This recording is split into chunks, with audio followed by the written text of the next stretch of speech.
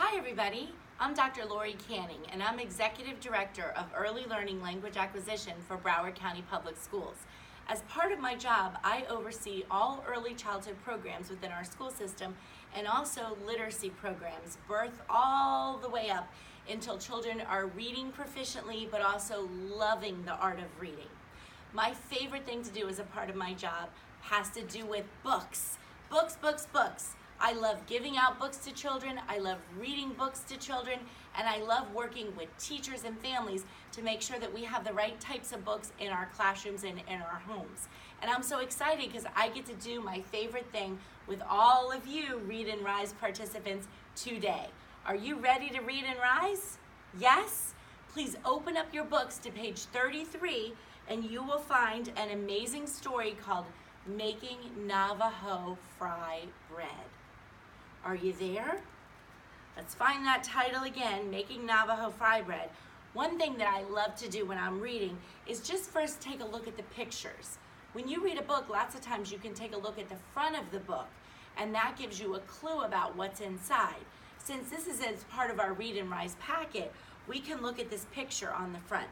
So just take a minute in your head and make a prediction about what you think is going to happen in this story.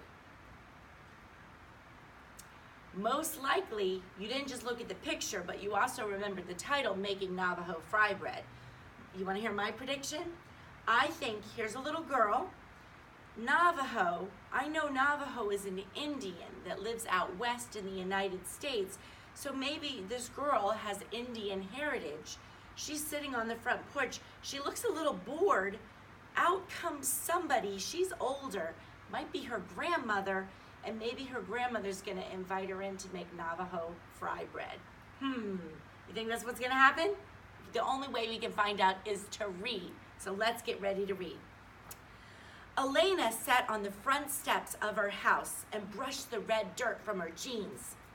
There was no one around to play with her. Her brother was at a softball tournament. Her older sisters had climbed to the top of the mesa, a steep hill in the distance. Elena had tried to climb to the top of the mesa too, but it was too hard.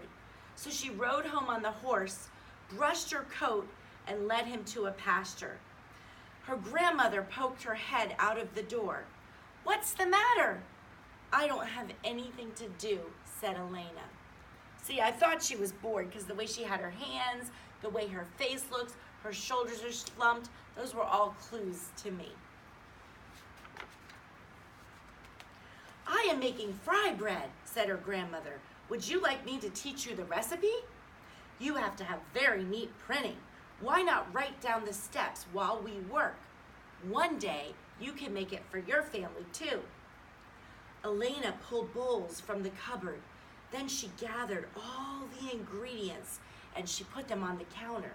She found flour, salt, powdered milk, baking powder, water, and oil. "Are you missing something?" said her grandmother.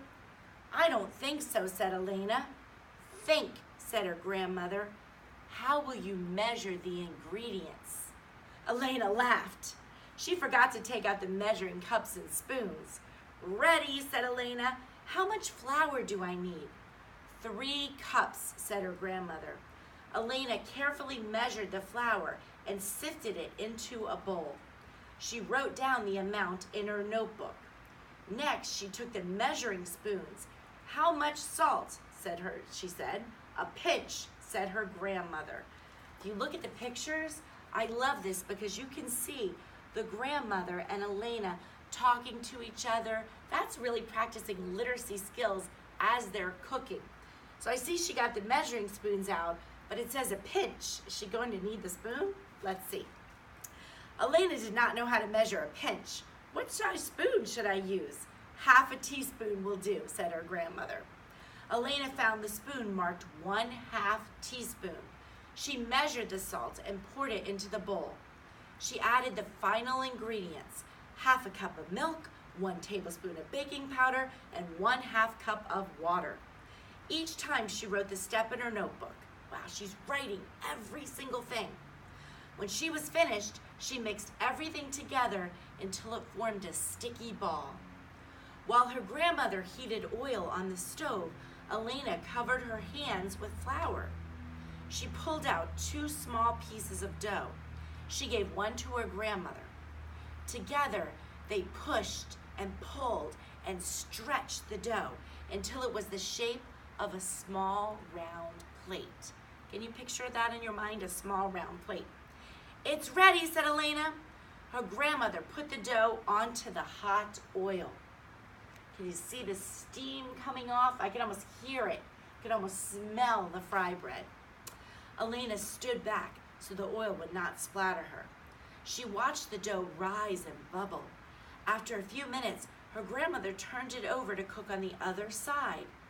The bread turned crispy and brown.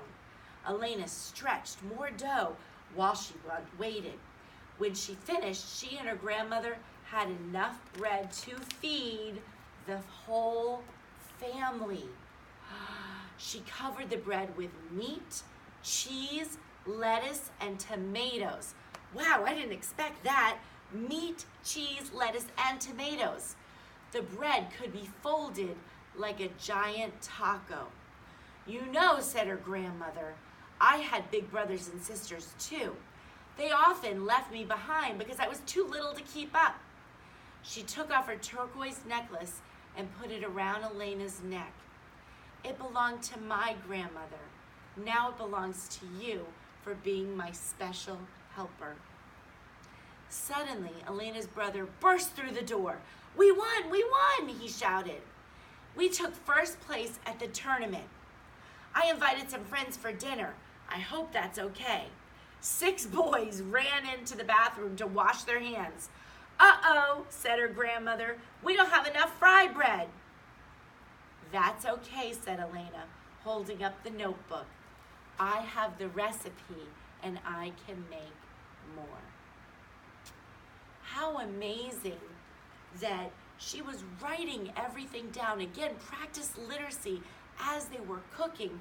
Now this becomes a lasting reminder, not just of the fry bread, which sounded delicious, but of memories with her grandmother. I think you might have seen there was another part where grandmother also passed something else on to her. Grandparents and grandchildren, such a great opportunity for bonding, for talking, but also passing down and sharing through the generations. I hope you enjoyed this story. Now you get to turn your attention back to your Read and Rise facilitator and keep on reading. Parents, what you are doing is so powerful. You're not just reading to your children, but you're making sure they're going to rise up for future generations as amazing, smart, kind, wonderful, brilliant young children. Thank you again.